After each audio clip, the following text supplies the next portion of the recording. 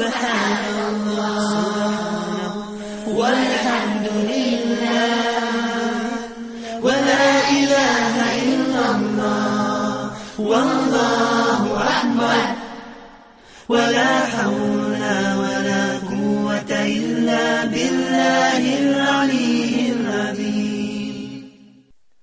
Assalamu alaikum wa rahmatullahi wa barakatuh, and welcome to a new episode of Islam Unveiled. Brothers and sisters everywhere, Assalamu alaikum wa rahmatullahi wa barakatuh. This is a beautiful greeting of Islam. Peace be with you, God's mercy and His blessings. I also like to welcome our guests here in the studio once again. How are you all? If you remember, in the last episode, we left with a question that we couldn't answer because we ran out of time.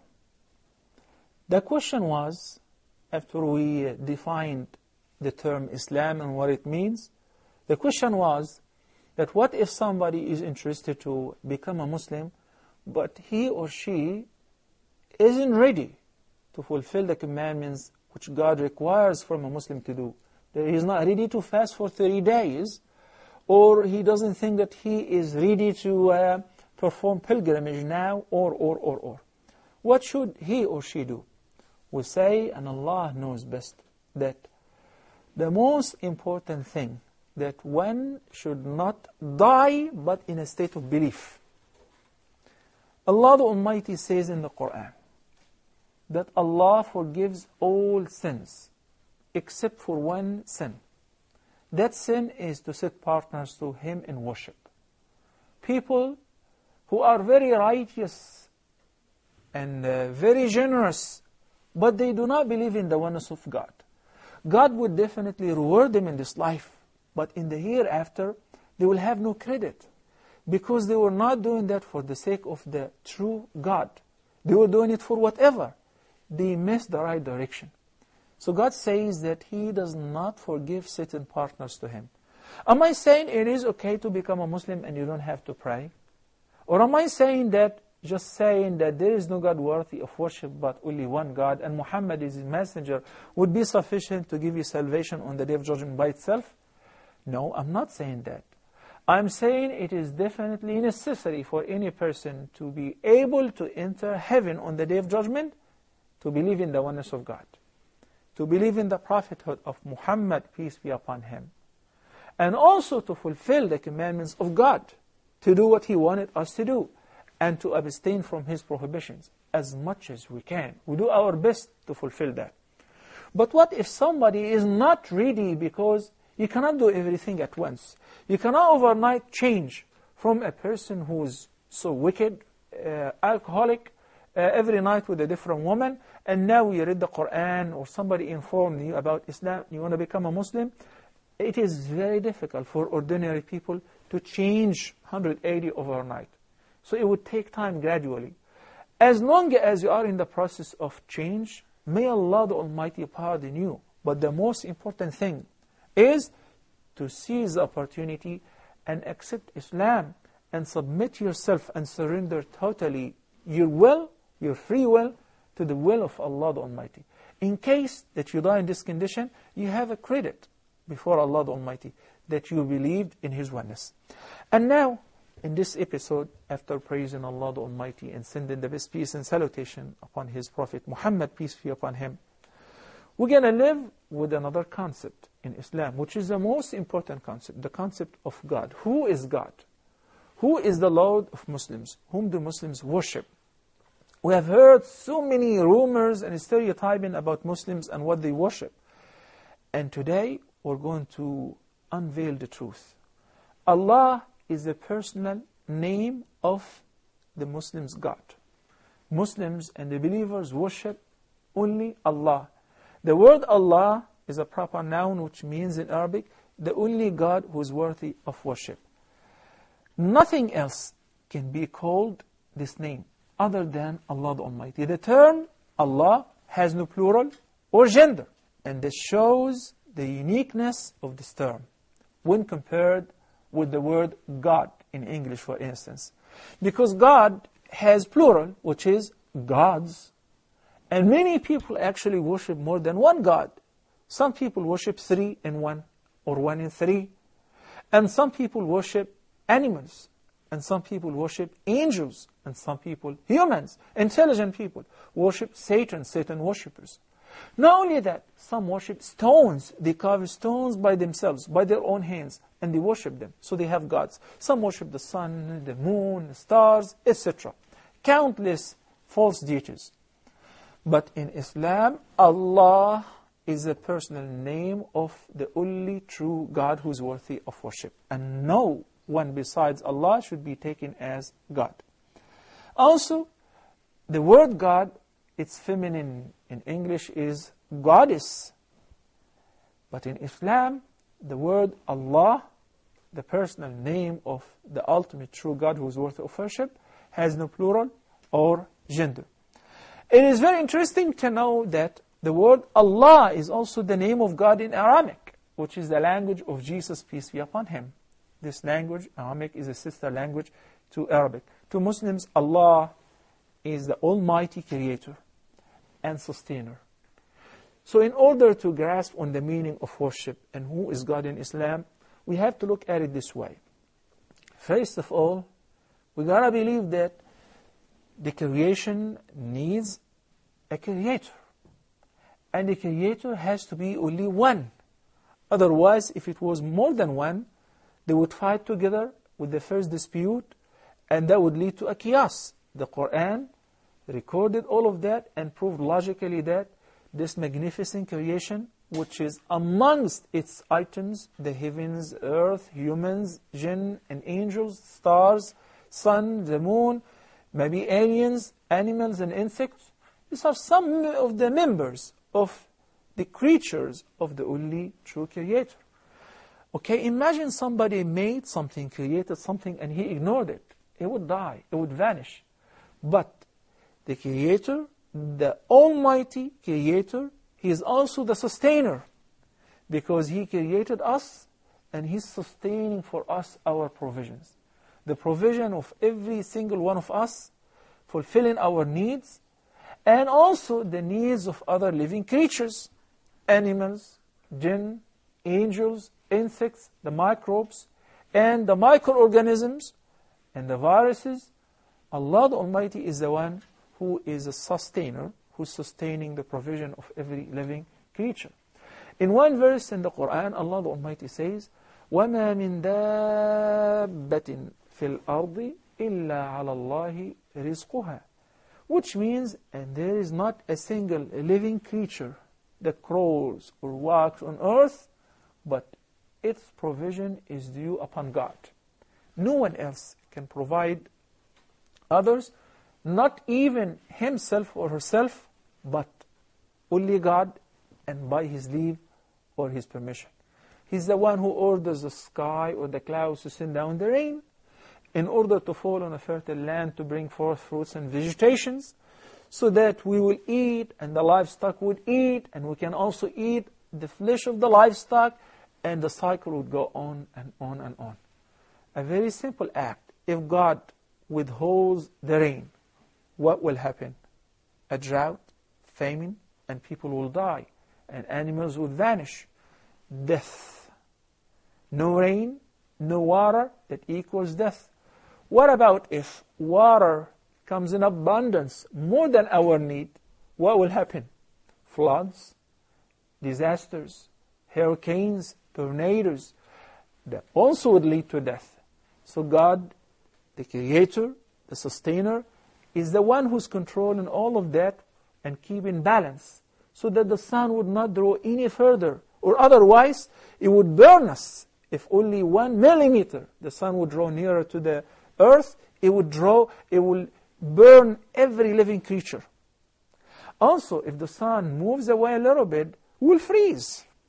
So Allah the Almighty is keeping this balance in order to maintain the cycle for a limited time, until the Day of Judgment, when Allah the Almighty will decide it is over, and it is time to resurrect all the dead for recompense or accountability. If you really wanted to know about God in Islam, in brief, and if you wanted to know whom do Muslims worship, there is one verse in the Qur'an, one chapter in the Qur'an. The Qur'an consists of 114 chapters. It is number 112, chapter number 112, and it is known in Arabic as Al-Ikhlas, or sincerity. And this chapter, which consists of 4 verses and only one line, represents 1/3 of the entire Qur'an, because it covers the concept of faith and belief. It introduces God in the best form. It explains the nature of God and whom do Muslims worship. The verse says, after beginning by saying, in the name of Allah, the beneficent, the gracious, the most merciful, قُلْ هُوَ اللَّهُ أَحَدٌ. Say, O Muhammad, his messenger, to your followers, to mankind, inform them about God. Who is He? Allah is the only one. He is the only one who is worthy of worship. No one is like Him. There is no other copy of God. He is the only one. Allahu Samad. He is the eternal refuge. He is the self-sufficient. He is the sustainer, whom everybody rely on Him, and He does not need any help from no one. لم يلد ولم يولد. Very important phrase. He begets not, nor was He begotten. He has no beginning, nor will He have an end.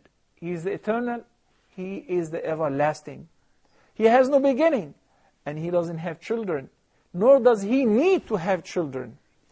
وَلَمْ يَكُنْ لَهُ كُفُوًا أَحَدٌ. And no one is ever comparable to Him. No one is equivalent to Him. No one would have any of His traits or can be characterized with any of His characteristics. Furthermore, with the definition of the word Allah, and whom the Muslims worship in Islam, after the short break, inshallah, we'll get to continue. So please hang around and stay tuned until we come back. Assalamu alaikum wa rahmatullahi wa barakatuh. Subhanallah, walhamdulillah. Subhanallah, walhamdulillah. Assalamu alaikum wa rahmatullahi wa barakatuh, and welcome back. There is another very interesting verse in the Qur'an which is worth of studying and learning. It is verse number 255 of the second chapter of the Qur'an. This chapter is known as Al-Baqarah. We're going to refer to it a lot, so remember and mark down this name. The Baqarah means a cow. This verse is talking about the uniqueness of God and who is Allah. In order to worship someone, you have to know who is He. Or it doesn't make any sense to bow down and prostrate and obey someone whom you don't know. You don't know his nature. And that's why how some people ended up worshiping animals, or worshiping cows, or snakes, or humans like them, and so on. The verse in brief says, Allahu la ilaha illa huwa al-hayyul qayyum. It is Allah, whom there is no one other than Him should be worshipped. No one worthy of worship but Him.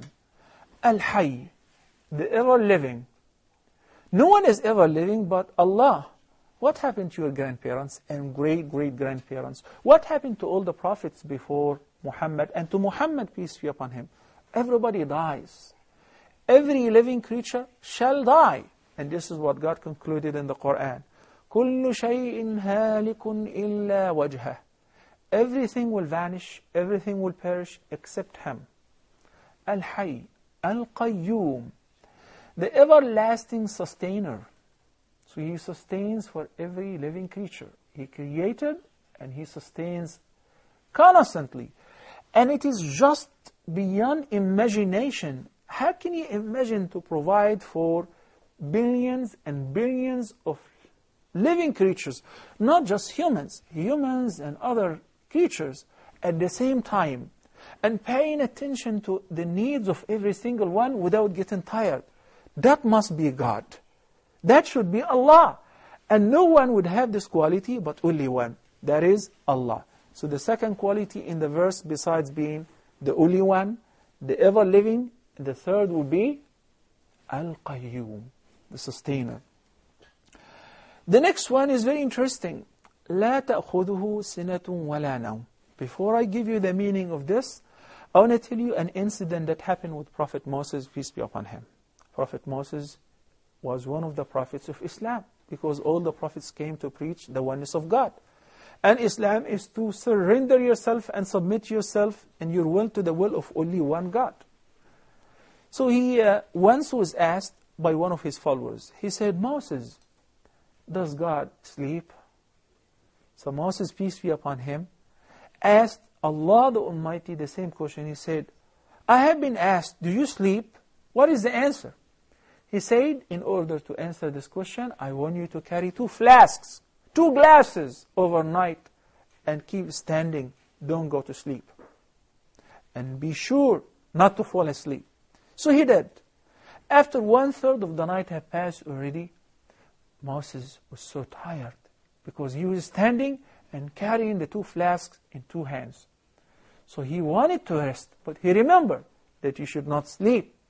So he tried to alert himself. He tried to keep himself awake. But after 2/3 of the night, he could not resist anymore. So he knelt down and the glasses fell off his hands and they were broken. So he got up of his slumber and he was very alert and he was very worried to what happened because he could not maintain the 2 glasses. So Allah the Almighty said to Moses, peace be upon him, imagine if I go to sleep or if I rest, what will happen to the heavens and the earth? You could not maintain the 2 glasses for one night, for a few hours. Imagine if I leave the heavens and earth without managing, without maintenance. Imagine if I ignore my creatures for some time in order to rest or sleep. What will happen to them? Chaos. It was a practical lesson. So this verse says, God is the one whom لا تأخذه سنة ولا نوم. Not just that He doesn't sleep, neither a slumber nor a sleep overtakes Him. Because He doesn't need that. And that's why those who characterize God as human are disbelievers. Those who say that God created the heavens and earth in 6 days, then He rested on the 7th, are ignorant. Because how could you say that God, who is the creator of this magnificent creation, that needs to rest? If somebody is in need for rest, then he experiences fatigue. He gets tired. He doesn't deserve to be God. God is totally unlike any of that. Neither a slumber nor a sleep overtakes Him. مَنْ ذَا الَّذِي يَشْفَعُ عِنْدَهُ إِلَّا بِإِذْنِهِ.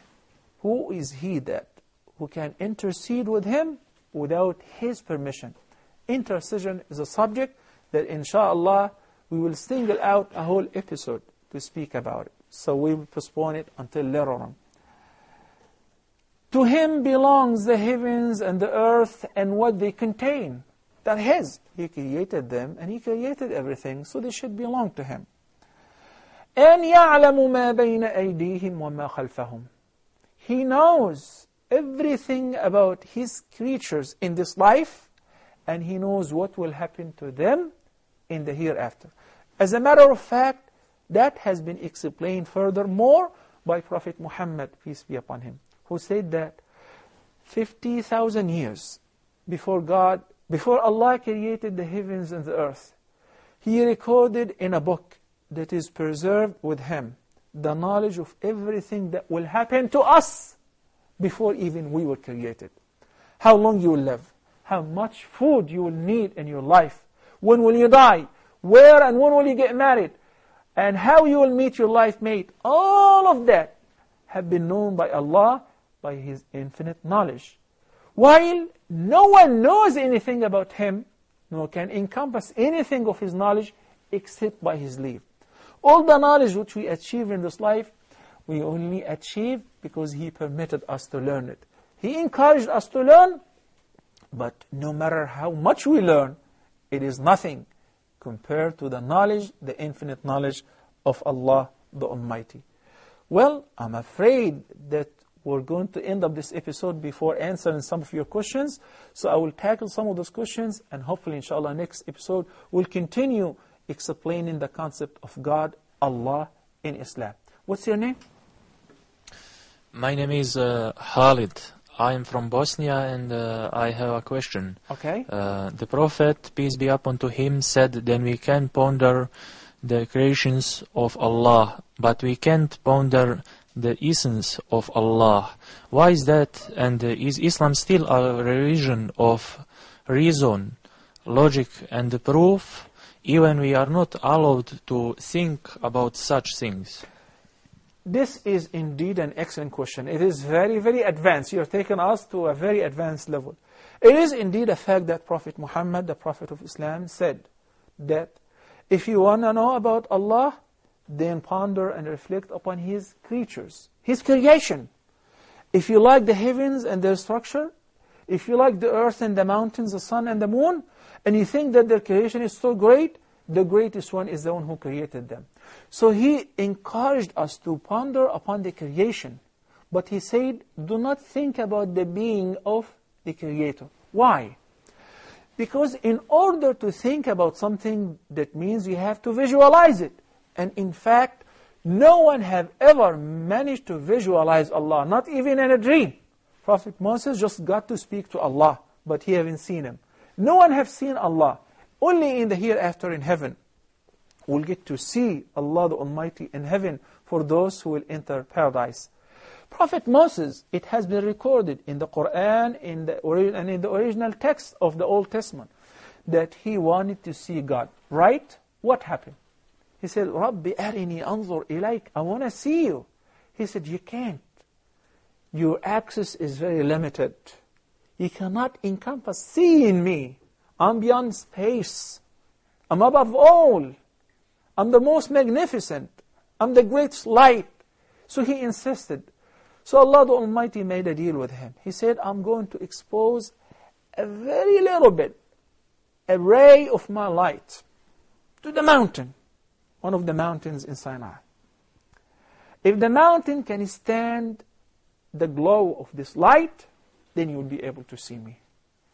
Moses is a human being, and we're talking about a mountain, rocks and stones, solid, maintaining the firmness and the stability of earth.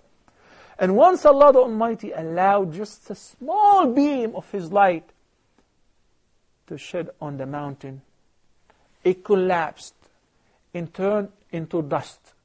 Moses, peace be upon him, upon seeing that, could not take it, so he fell unconscious. And when he woke up, he apologized to God. So if you cannot see God, if you cannot encompass Him by your knowledge, if you cannot visualize Him, how would you think about Him? So how do we know Him? We need to know about Him.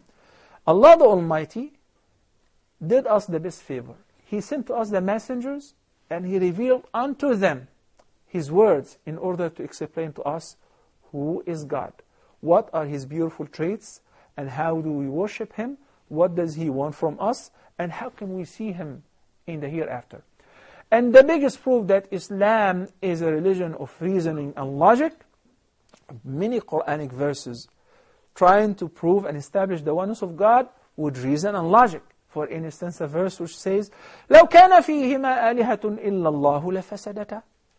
Had there been any other God besides Allah, then the heavens and the earth would have been ruined. They would fight over them.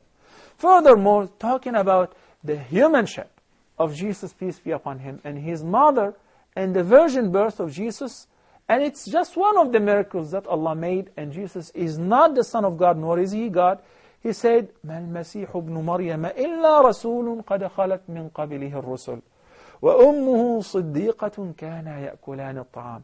Jesus, the son of Mary, and His mother, Mary, peace be upon them, were just humans. And the proof to that, the logical proof, reason. They used to eat. They used to walk amongst humans. So what does it mean that they used to eat?